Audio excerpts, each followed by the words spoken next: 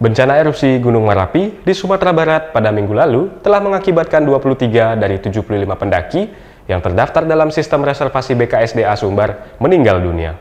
Hal ini menjadi tanda tanya besar bagi semua pihak pasalnya gunung dengan tinggi mencapai 2.885 mdpl itu tidak menunjukkan adanya peningkatan aktivitas vulkanik sebelumnya.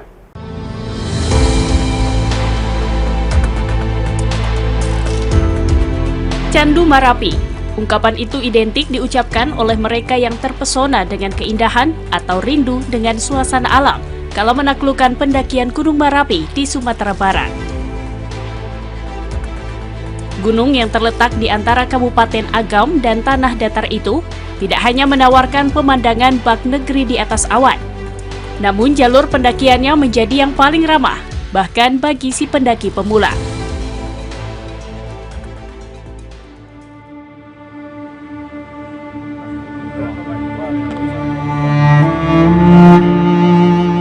Namun candu tersebut akan lama terulang. Setelah Minggu 3 Desember pukul 14:54 waktu Indonesia Barat, erupsi besar terjadi pada gunung dengan ketinggian 2.885 meter di atas permukaan laut tersebut.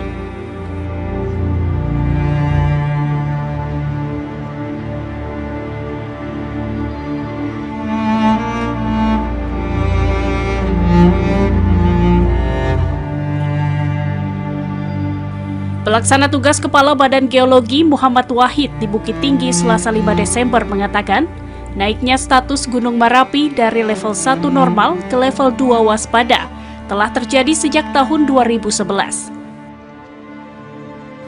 Adapun erupsi yang terjadi pada Desember ini merupakan tipe erupsi freatik yang dipicu oleh masuknya air tanah ke dalam dapur magma, sehingga menghasilkan uap bertekanan tinggi.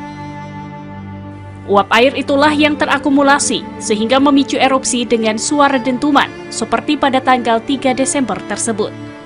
Lorong ke atas vertikal itu kan ada sumbatan. Nah ini karena menekan ke atas ditahan oleh sumbatan itu tadi, ada namanya deformasi, mengalami pengembangan. Ini juga dipantau tiltingnya berapa, deformasinya berapa. Nah, sebelum mengalami letusan itu mengalami deformasi, setelah tidak kuat menahan ya mesti akan bunyi itu juga dentuman. Itu saya kira wajar juga. Kejadian itu juga dibenarkan oleh Ketua Ikatan Ahli Geologi Indonesia IAGI, Pengurus Daerah Pengda Sumatera Barat, Dian Hadiansyah, saat dikonfirmasi Antara di Padang Senin 11 Desember. Menurutnya erupsi freatik umumnya selalu terjadi tiba-tiba tanpa adanya tanda-tanda aktivitas vulkanik apapun, sehingga penetapan zona 3 km untuk kawasan aman sudah tepat dilakukan. Sebab pada saat erupsi terjadi, potensi muntahan material vulkanik lainnya bisa ikut terbawa keluar. Salah satunya hujan batu kerikil yang terjadi di Kabupaten Tanah Datar dan Kota Bukit Tinggi saat erupsi terjadi. Sebenarnya bagus kalau dia meletus itu, artinya perlahan dia dikeluarkan ininya kan, energinya, daripada kita khawatirnya begini, dia diam ya lama-lama dengan badannya itu terangkat semua. Nah itu yang seperti Gunung Krakatau ya. Kalau yang sedikit itu ya insya Allah itu adalah bagian dari dia proses menstabilkan. Erupsi Gunung Merapi pada minggu pertama Desember itu telah menelan korban jiwa sebanyak 23 orang. Dari 75 pendaki yang terdaftar pada sistem reservasi online BKSDA. Kondisi ini mendapat perhatian khusus dari Menteri Pariwisata dan Ekonomi Kreatif Menparekraf Sandiaga Salahuddin Uno. Saat ditemui pada Sabtu 9 Desember di Kota Padang, Menparekraf menilai kasus bencana erupsi ini menjadi perhatian penting, terutama bagi para pengelola Taman Wisata Alam Gunung yang statusnya masih aktif. Pasalnya jelang masuknya masa libur Natal 2023 dan Tahun Baru 2024, kunjungan wisatawan ke Taman Wisata Alam mulai meningkat.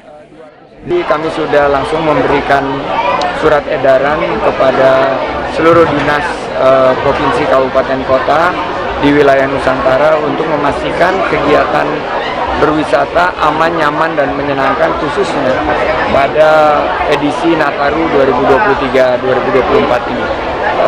Kita harus betul-betul fokus kepada memastikan aspek keselamatan dari para wisatawan, karena safety is first. Keselamatan mereka lah yang harus kita utamakan dan prioritaskan.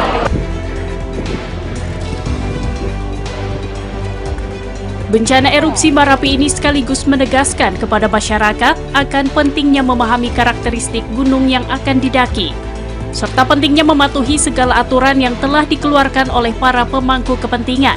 Namun acap kali disepelekan oleh banyak pihak saat memasuki kawasan rawan bencana. Dari Kota Padang, Sumatera Barat, Fadli Ogari, Kantor Berita Antara mewartakan.